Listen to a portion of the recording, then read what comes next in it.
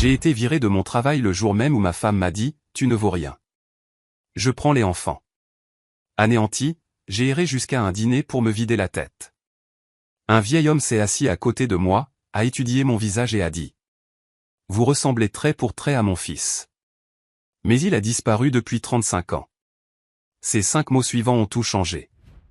Le jour où tout s'est effondré a commencé par une seule phrase qui m'a anéanti. Ma femme m'a regardé avec des yeux que je reconnaissais à peine et a dit « Tu ne vaux rien ».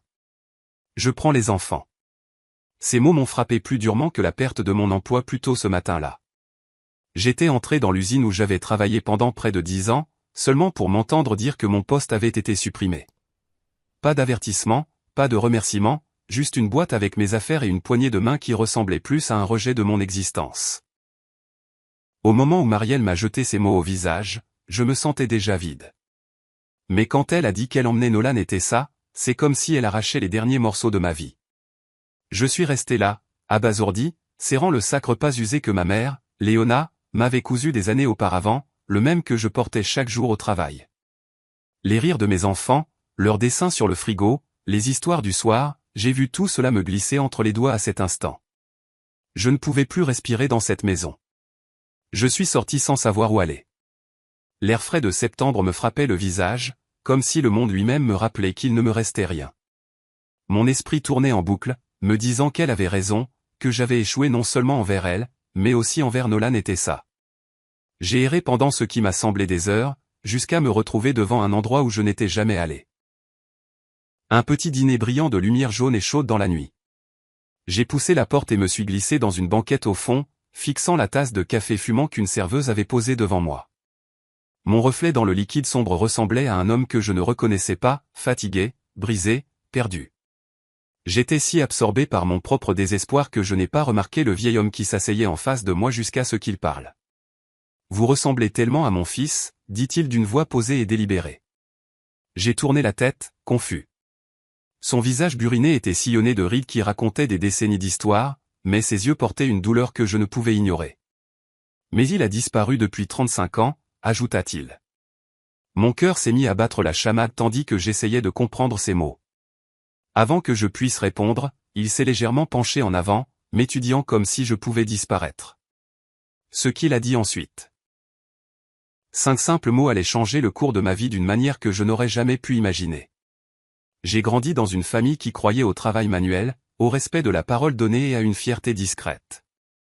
Mon père, Gareth, était un mécanicien qui pouvait réparer n'importe quoi avec un moteur.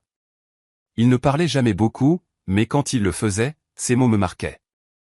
On mesure un homme à la façon dont il reste debout quand tout le reste s'effondre, m'avait-il dit un jour, alors que j'étais adolescent et que je boudais à cause d'un camion en panne. À l'époque, je n'y avais pas prêté attention. Des années plus tard, ces mots allaient résonner d'une manière inattendue. Ma mère, Léona, le complétait parfaitement. Elle parlait doucement, mais sa gentillesse avait du poids. Elle croyait aux secondes chances, à l'importance de faire en sorte que les gens se sentent vus. C'est elle qui s'asseyait avec moi les soirs où j'avais du mal avec mes devoirs, me rappelant que la patience et la persévérance comptaient plus que les victoires rapides. J'ai emporté ces leçons avec moi à l'âge adulte, même si, à un moment donné, j'ai commencé à sentir qu'elles ne s'appliquaient plus à moi. Je n'ai jamais été l'athlète vedette, ni le garçon populaire, ni l'homme que les gens admiraient. Mais je travaillais dur. J'étais fier d'arriver tôt à l'usine, même quand j'avais mal au dos ou que mes mains étaient à vif à force de manipuler l'acier. Le travail n'était pas prestigieux, mais il payait les factures, et pendant longtemps, j'ai cru que cela prouvait ma valeur. Puis il y a eu Marielle. Elle était sûre d'elle, vive d'esprit et plus perspicace que quiconque j'avais rencontré. Là où j'hésitais, elle fonçait. Elle m'a dit un jour, au début de notre mariage, « Tu me donnes un sentiment de sécurité, Ethan, comme si le sol sous mes pieds ne pouvait pas s'effondrer. » Je me suis accroché à cette phrase pendant des années. Nous avons fondé une famille ensemble. Et quand Nolan est né, suivi de Tessa 3 ans plus tard, j'ai cru que nous avions trouvé notre rythme. Mais avec le temps, les mots de Marielle ont changé. Au lieu de me dire que je la mettais en sécurité, elle me disait que je la faisais se sentir coincée. Au lieu de voir ma constance comme une force, elle y voyait de la complaisance. « Tu ne veux jamais plus, Ethan », disait-elle après une autre dispute à propos de l'argent. ça te va de rester en bas pendant que tout le monde grimpe. Elle avait raison sur certains points. J'avais eu des rêves, mais je les avais enfouis sous les responsabilités et la routine. Chaque matin, je pointais. Chaque soir, j'essayais d'être le mari et le père que je pensais devoir être. Je croyais que c'était suffisant. Mais ce qui était suffisant pour moi ne l'était pas pour elle. Les enfants, cependant, ne m'ont jamais regardé avec déception. Nolan, à 10 ans, avait la vivacité d'esprit de sa mère, mais ma nature tranquille. Il posait des questions sur tout, du fonctionnement des moteurs à la raison pour laquelle les gens se disputaient alors qu'ils s'aimaient. Tessa, 7 ans, vivait avec une joie qui pouvait illuminer n'importe quelle pièce. Elle adorait dessiner des animaux et les scotcher sur le frigo pour que je les voie en rentrant. Eux deux allégeaient le poids de ma vie. C'était pour eux que je continuais à avancer, même lorsque le sol sous mes pieds commençait à se fissurer. Mon frère, Colin, était une autre voix dans ma vie que je ne pouvais ignorer. Il était plus jeune mais plus ambitieux, toujours à la recherche de plus grandes opportunités. Il m'a dit un jour autour d'une bière, « Tu dois te battre pour toi-même, Ethan. Tu laisses constamment la vie t'écraser. » À l'époque, j'en ai ri, mais ces mots sont restés coincés dans un coin de ma tête. Quand l'usine m'a licencié, c'est comme si on m'avait arraché une partie de mon identité. J'avais franchi ces portes d'acier presque tous les jours pendant une décennie. Je connaissais chaque grincement du plancher, chaque bourdonnement des machines. Perdre ce travail, ce n'était pas seulement perdre un salaire. C'était comme perdre la preuve que je comptais, que mon dur labeur signifiait quelque chose. Je suis rentré en voiture cet après-midi-là, la boîte contenant mes affaires sur le siège passager, fixant mon reflet dans la vitre tandis que le monde défilait. J'avais la poitrine serrée, mes pensées étaient assourdissantes. Comment allais-je le dire à Marielle? Que allait-elle dire? Quand je suis entré dans la maison, elle attendait. Ses yeux m'ont scruté, puis ont fixé la boîte dans mes bras. Ils t'ont laissé partir, n'est-ce pas? Demanda-t-elle. Il n'y avait aucune inquiétude dans sa voix, juste une certitude glaciale. J'ai hoché la tête. Des coupes budgétaires. Je ne pouvais rien y faire. Elle a croisé les bras. Rien que tu ne puisses faire. C'est toujours ta réponse. J'ai essayé d'expliquer, de lui dire que je trouverais un autre travail. Que cela ne signifiait pas la fin. Mais avant que je puisse finir, elle a prononcé les mots qui résonnent encore dans mes oreilles, « Tu ne vaux rien. » Je prends Nolan et Tessa. À cet instant, j'ai eu l'impression que les murs de notre maison se refermaient sur moi. Je voulais protester, crier, lui prouver qu'elle avait tort. J'ai regardé les photos sur le mur, les dessins au crayon scotchés sur le frigo, et j'ai senti une douleur creuse se propager dans ma poitrine. Marielle s'est retournée, a préparé un sac et a dit aux enfants qu'ils allaient passer la nuit chez sa sœur. Nolan m'a regardé avec de grands yeux confus. « Papa, tu viens ?» a-t-il demandé. J'avais la gorge serrée en forçant un sourire et en secouant la tête. « Pas ce soir, mon grand. Je vous verrai bientôt. » Je suis resté sur le pas de la porte pendant qu'il partait, le bruit de la voiture s'éloignant dans l'allée brisant le silence de la maison. Seul, je suis entré dans la cuisine et j'ai posé la boîte de l'usine sur la table. À l'intérieur se trouvaient les petits souvenirs de ma vie de travail, un thermos cabossé, une paire de gants usés, une photo que Nolan avait dessinée de moi lui tenant la main. Ma poitrine semblait s'effondrer. C'est dans cet état que je suis sorti, quittant la maison et tout ce qu'elle contenait.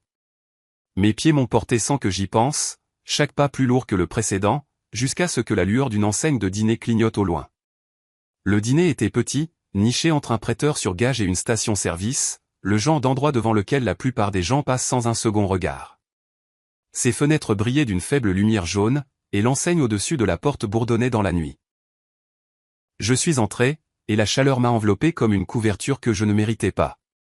L'air sentait la graisse de bacon et le café brûlé, un rappel d'innombrables matins où j'avais avalé mes repas à la hâte avant de partir à l'usine.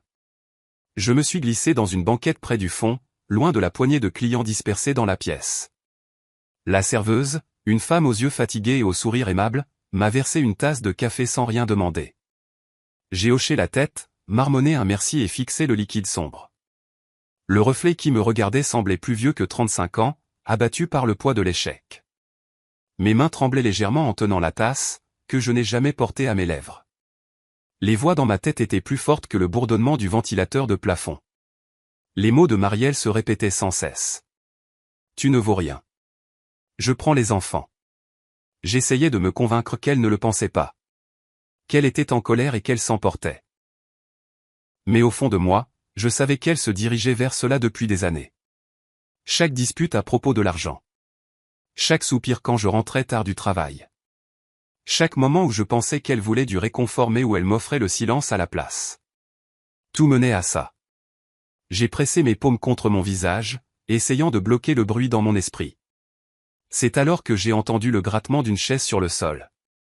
Quelqu'un s'est glissé dans la banquette en face de moi.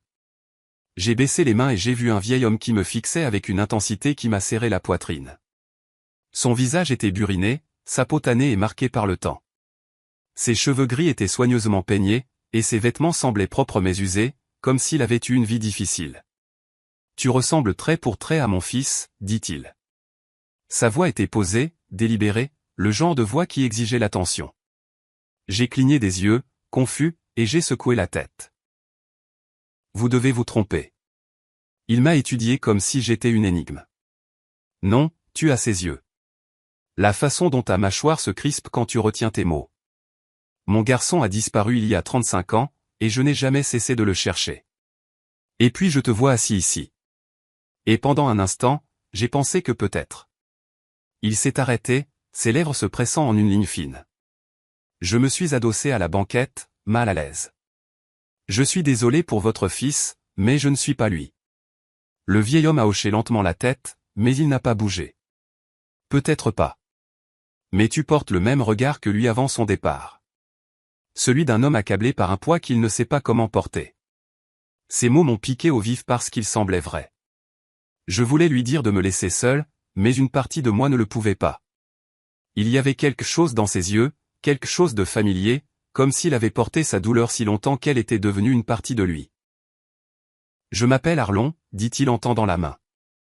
J'ai hésité, puis je l'ai serré. Sa poigne était ferme, chaude, rassurante. Ethan, ai-je répondu doucement. Arlon a hoché la tête comme si le nom confirmait quelque chose. Il s'est adossé, croisant les mains sur la table. Tu as perdu quelque chose. Je le vois. J'ai laissé échapper un rire creux. J'ai tout perdu, en fait. Mon travail ce matin, ma femme ce soir, et mes enfants. Ma gorge s'est nouée. Elle les a emmenés avec elle. Arlon n'a pas bronché. Il m'a juste regardé avec la patience de quelqu'un qui avait traversé des tempêtes bien pires. Je connais ce genre de douleur. Des détails différents, mais le même sentiment de vide à l'intérieur. On commence à croire que le monde a peut-être raison à notre sujet, qu'on n'a pas d'importance, que personne ne remarquerait si on franchissait la porte pour ne jamais revenir. Ces mots m'ont transpercé comme une lame. Il exprimait les pensées que j'avais eu trop peur d'admettre. J'ai serré les poings sur la table. Je ne sais plus quoi faire. Chaque fois que j'essaie, ce n'est pas assez. J'ai travaillé 10 ans dans cette usine et ils m'ont laissé partir sans un regard en arrière. J'ai bâti un foyer et ma femme me dit que je l'ai ruiné. Mes enfants? Ma voix s'est brisée. Ils m'ont regardé ce soir comme s'ils ne comprenaient pas ce qui se passait. Et je n'avais aucune réponse. Arlon s'est penché en avant, ses yeux fixés sur les miens. Tu ne peux pas laisser cela être la fin de ton histoire. J'ai froncé les sourcils. Quel choix ai-je? Il a expiré lentement, comme s'il pesait sa réponse. Tu as le choix de te relever, de te battre, de refuser de laisser leurs mots te définir. Crois-tu que j'ai arrêté de chercher mon fils parce que 35 ans ont passé? Crois-tu que j'ai accepté le silence du monde comme le mot de la fin? Non. Parce que si je l'avais fait, alors son histoire se serait terminée par une disparition, et la mienne par le regret. J'ai continué parce que l'espoir était tout ce qu'il me restait, et cet espoir m'a maintenu en vie. Le dîner semblait s'estomper autour de nous, le cliquetis de la vaisselle et le murmure des conversations disparaissant sous le poids de ses mots. Pour la première fois depuis que la phrase de Marielle avait détruit ma vie, j'ai senti quelque chose vaciller en moi, quelque chose de petit mais d'indéniable. J'ai regardé Arlon, ne sachant pas pourquoi cet étranger m'avait choisi, pourquoi il parlait avec une telle conviction à un homme qu'il venait de rencontrer. Mais au fond de moi, je comprenais. Il voyait en moi le même vide qu'il habitait depuis des décennies, et il refusait de me laisser sombrer. C'est alors qu'il s'est approché, sa voix ferme mais douce, et s'est préparé à dire les 5 mots qui allaient tout changer. Arlon se pencha en avant, ses mains reposant sur la surface usée de la table de la banquette. Ses yeux restèrent fixés sur les miens, comme s'il pouvait voir à travers moi. Puis, avec une fermeté qui perça le bruit dans ma tête, il dit : « Ne les abandonne pas comme moi. » Ces 5 mots frappèrent plus fort que tout ce que Marielle m'avait jeté à la figure. Plus fort que la perte de mon emploi, plus fort que le silence qui avait suivi le départ de mes enfants. Ma poitrine se serra et, un instant, je ne pus plus respirer. C'était comme s'il avait atteint l'intérieur de moi et mis en lumière les pensées que j'essayais d'enfouir. « Que voulez-vous dire » demandai-je, la voix basse, presque effrayée par la réponse.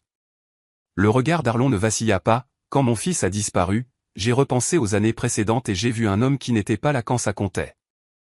Je travaillais de longues heures. Je me disais que je subvenais à leurs besoins, mais en réalité, je me cachais. J'étais en colère, soupe au lait, toujours à trouver des défauts. Je pensais que la discipline signifiait le silence. Je pensais que l'amour pouvait être implicite. Puis une nuit, il est parti. 35 ans ont passé, et il n'y a pas un jour où je ne me demande pas s'il est parti parce qu'il croyait que je m'en fichais. Parce que je l'ai abandonné de toutes les manières qui comptent, même en vivant sous le même toit. Ces mots s'enfoncèrent en moi comme des pierres dans l'eau.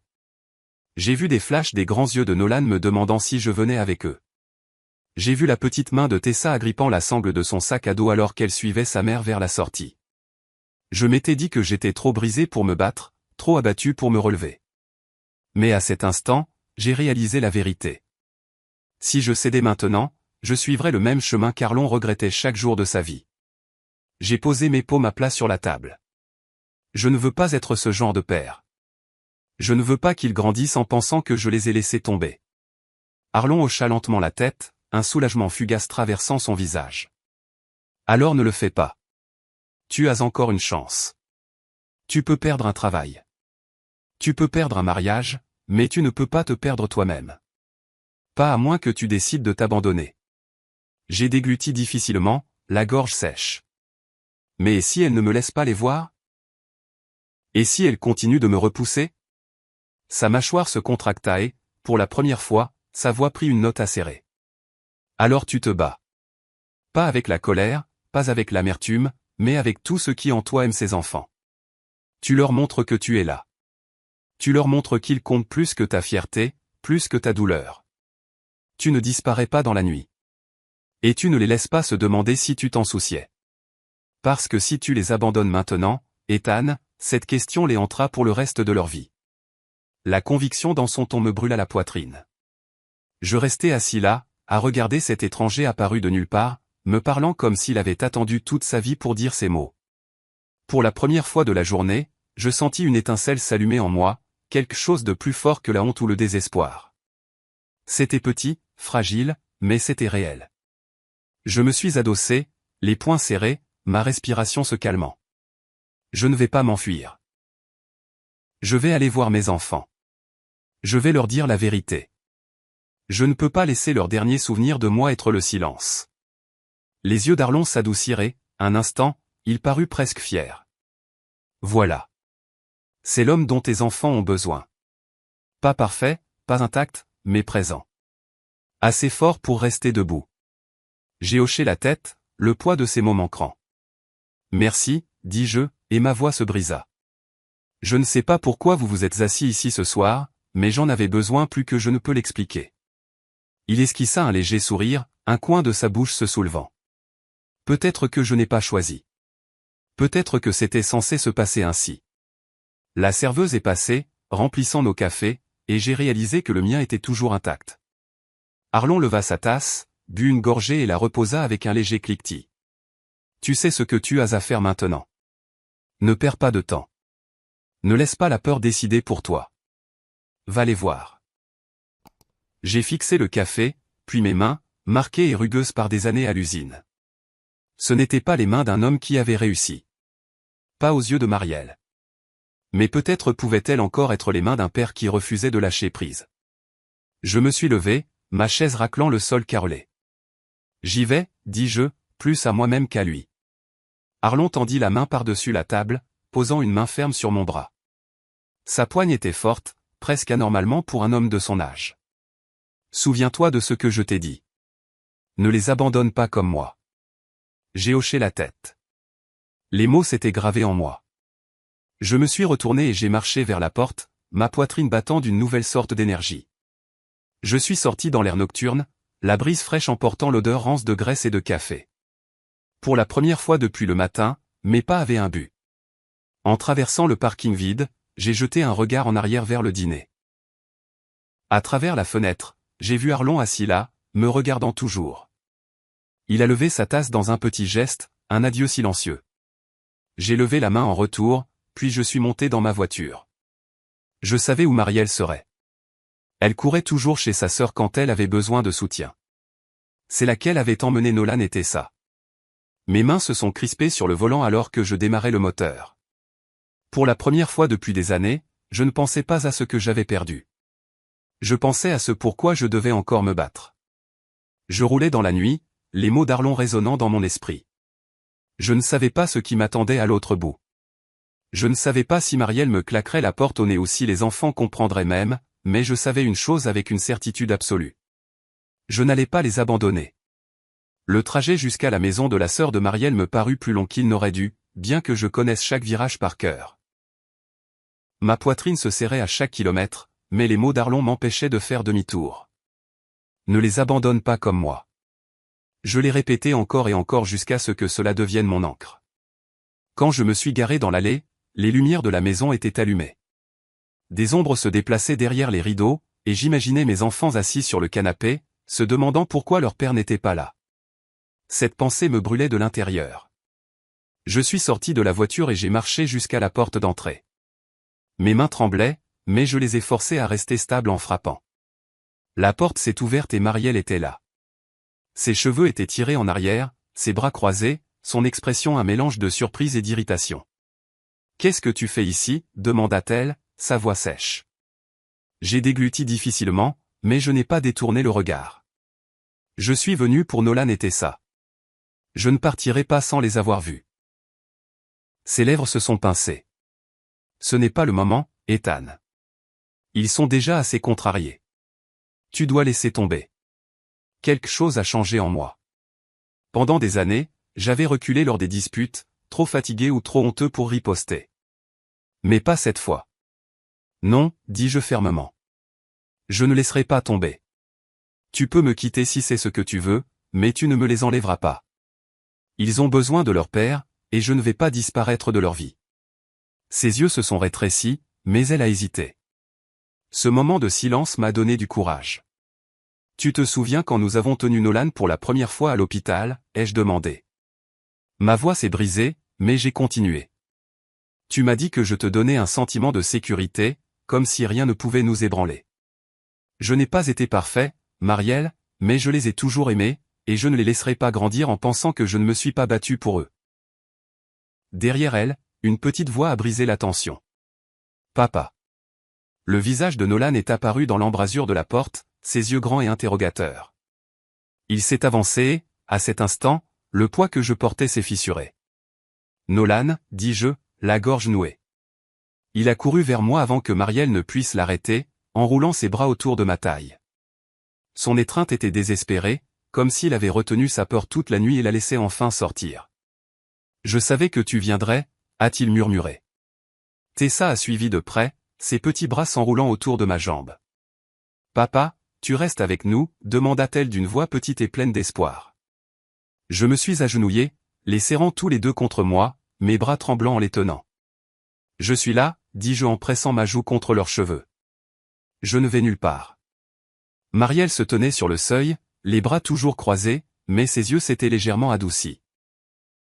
Je pouvais voir le conflit sur son visage. Elle s'attendait à ce que je reste brisé, à ce que je disparaisse dans la nuit comme un homme trop faible pour se relever.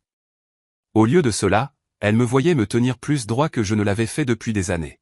« Tu penses que ça change quelque chose ?» demanda-t-elle, sa voix plus basse maintenant. « Ça change tout, dis-je. Parce que je comprends enfin qui je suis. Je n'ai peut-être pas le meilleur travail. Je n'ai peut-être pas été le mari que tu voulais, mais je suis leur père, et je me battrai pour être dans leur vie. Tu ne peux pas m'enlever ça. » Nolan s'est reculé, me regardant avec détermination. « On a besoin de toi, papa. Entendre ces mots m'a brisé d'une manière différente. Le doute, la honte, la voix dans ma tête me disant que je ne valais rien, tout cela a commencé à s'estomper sous la force de la voix de mon fils. La sœur de Marielle est apparue derrière elle, fronçant les sourcils. Peut-être que tu devrais le laisser parler aux enfants, dit-elle doucement. Il mérite au moins ça. Marielle a jeté un regard en arrière, puis a reporté son attention sur moi. Pendant un long moment, aucun de nous n'a parlé. Finalement, elle s'est écartée. D'accord, tu peux les voir. Mais ça ne veut pas dire que j'ai changé d'avis. Je me suis relevé, gardant mes mains sur les épaules de mes enfants. Tu n'as pas besoin de changer d'avis ce soir, mais sache ceci, je n'arrêterai pas d'être leur père. Je ne reculerai plus. Nous sommes allés dans le salon. Nolan était assis tout contre moi, Tessa sur mes genoux, leur petit corps s'accrochant à moi comme si je pouvais disparaître. Je leur ai dit la vérité avec des mots simples qu'ils pouvaient comprendre. Que parfois les parents se disputent. Que parfois les gens perdent leur travail et font des erreurs, mais que rien de tout cela ne changerait jamais à quel point je les aimais. Je pouvais voir dans son expression qu'elle n'était pas prête à pardonner ou à se réconcilier, mais j'ai aussi vu une lueur de quelque chose que je n'avais pas vu depuis des années, du respect. La nuit s'est poursuivie avec une conversation tranquille, les voix des enfants remplissant l'espace que je croyais avoir perdu pour toujours. Quand je me suis finalement levé pour partir, Nolan s'est accroché à mon bras. « Tu reviendras demain, n'est-ce pas ?» Je me suis penché et j'ai rencontré ses yeux. Demain, et le jour d'après, et tous les jours où je le pourrai. Je n'arrêterai jamais d'être là pour vous. Tessa m'a serré fort dans ses bras. Promis ? J'ai embrassé le sommet de sa tête. Promis. En sortant dans la nuit fraîche, je me sentais plus léger que je ne l'avais été depuis des années. Les problèmes n'avaient pas disparu. Mon mariage était toujours fracturé. Mon travail était toujours perdu. Et mon avenir était incertain.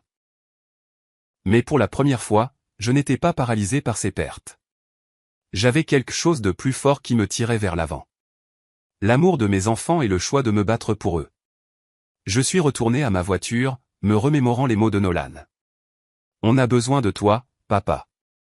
Ces 4 mots avaient plus de pouvoir que toute l'amertume de Marielle, plus de poids que n'importe quelle lettre de licenciement de l'usine. Et derrière ces mots, il y avait la voix d'Arlon, stable et inébranlable. Ne les abandonne pas comme moi. Je serrai plus fort le volant en démarrant le moteur. Pour la première fois depuis longtemps, je savais exactement qui j'étais et où j'allais. Le lendemain matin, après avoir confronté Marielle et vu mes enfants, je me suis réveillé avec un poids différent sur la poitrine. Ce n'était pas le fardeau écrasant du désespoir que j'avais porté la veille. C'était la lourde responsabilité d'une promesse que j'avais faite à Nolan et Tessa, une promesse que je ne les abandonnerais jamais, peu importe à quel point je me sentais brisé. Les jours qui suivirent ne furent pas faciles. Marielle resta distante, sur la défensive et souvent froide. Dans ses paroles, elle me rappelait encore et encore que notre mariage n'était plus le même. Qu'elle était fatiguée de porter un homme qui ne visait jamais plus haut que le strict minimum. Mais même dans son amertume, elle ne pouvait ignorer le changement en moi. Je ne me disputais plus avec colère. Je ne me repliais plus dans le silence. Je tenais bon avec une conviction calme, et chaque fois que je regardais mes enfants, je me souvenais pourquoi. J'ai pris des petits boulots à temps partiel partout où je pouvais, remplir des étagères, livrer des fournitures, réparer de petits moteurs pour les voisins. Ce n'était pas prestigieux, mais cela me maintenait en mouvement, me prouvant à moi-même que j'étais encore capable de construire. Lentement, des opportunités se sont présentées. Mon père, Gareth, m'a donné des outils de son atelier, me disant qu'il était temps d'utiliser mes mains d'une manière qui m'appartenait. Mon frère, Colin, est passé et m'a dit, « Je ne sais pas ce qui t'est arrivé, mais tu as enfin l'air vivant. » Plus important encore, mes enfants n'ont plus jamais douté de moi. Nolan a commencé à me demander de l'aider pour ses projets scolaires, m'entraînant avec un enthousiasme que je n'avais pas vu depuis des mois. Tessa dessinait des images de nous trois nous tenant la main, les scotchant fièrement sur le frigo chaque fois que je venais. Ils m'observaient attentivement, apprenant non pas de mes mots, mais de mes choix. Et chaque jour où j'étais présent, je leur prouvais que leur père était toujours debout. Quelques semaines plus tard, je suis retourné au dîner. Je voulais remercier Arlon, lui dire comment ces 5 mots avaient redirigé ma vie. En entrant, j'ai balayé les banquettes du regard, mais il n'était nulle part. La même serveuse s'est approchée et je lui ai demandé si elle l'avait vu. Arlon, a-t-elle répété en fronçant les sourcils. Vous voulez dire Arlon Vénor? J'ai hoché la tête avec empressement. Oui, il s'est assis avec moi ici. Cheveux gris, carrure solide pour son âge, un peu sérieux mais avec une présence forte. Elle m'a lancé un regard perplexe. Je connaissais Arlon. Il venait ici il y a des années, mais il est décédé il y a bien longtemps. Je ne l'ai pas vu depuis plus d'une décennie. La tasse de café dans ma main a légèrement tremblé. J'ai regardé autour de moi dans le dîner, m'attendant à moitié à le voir apparaître soudainement, mais les banquettes étaient vides, le cliquetis des assiettes et le bourdonnement des conversations se poursuivant comme s'il n'avait jamais été là. Je suis retourné à la banquette du fond où il s'était assis avec moi cette nuit-là. Je me suis glissé sur le siège et j'ai regardé la table, passant ma main sur la surface lisse. Que Arlon ait été de chair et de sang ou toute autre chose, sa présence était réelle pour moi. Ses mots étaient réels. Son avertissement m'avait sauvé de sombrer dans le même vide qui avait consumé sa vie. Je suis resté assis là, silencieux, murmurant un merci dans l'air vide, espérant que d'une manière ou d'une autre, il l'entendrait. Puis j'ai quitté le dîner, emportant son message avec moi, déterminé à ne jamais l'oublier. En y repensant maintenant, je comprends la leçon qu'il m'a donnée. La vie peut vous dépouiller de tout. Les emplois disparaissent. Les mariages se brisent. Les gens en qui vous avez confiance peuvent vous blesser de manière que vous n'auriez jamais cru possible. Mais rien de tout cela ne signifie que vous devez cesser de vous battre pour les personnes qui comptent vraiment. La valeur d'un père ne se mesure pas à son salaire ou à l'état de son mariage. Elle se mesure à sa présence, à son refus de s'enfuir, à l'amour constant qui ancre ses enfants même lorsque le monde tremble. Je suis toujours en train de me reconstruire. J'apprends encore à me tenir droit même lorsque le sol semble instable. Mais je sais maintenant que je ne suis pas sans valeur. Je suis un père, et c'est une raison suffisante pour continuer à avancer. Si vous retenez quelque chose de mon histoire, que ce soit ceci, n'abandonnez pas les personnes qui ont besoin de vous. Ne laissez pas le désespoir vous convaincre qu'il est plus facile de partir que de rester debout. Soyez présent même lorsque cela semble impossible, surtout à ce moment-là, car parfois, le plus petit acte de présence peut changer une vie pour toujours. Merci d'avoir écouté mon histoire. Si elle vous a touché, si elle vous a fait réfléchir à votre propre vie ou aux personnes qui vous sont chères, je vous demande de partager cette vidéo avec quelqu'un qui pourrait en avoir besoin. Laissez un commentaire ci-dessous et dites-moi ce que vous avez retenu de cette histoire. Et si vous voulez entendre d'autres histoires comme celle-ci, abonnez-vous à la chaîne.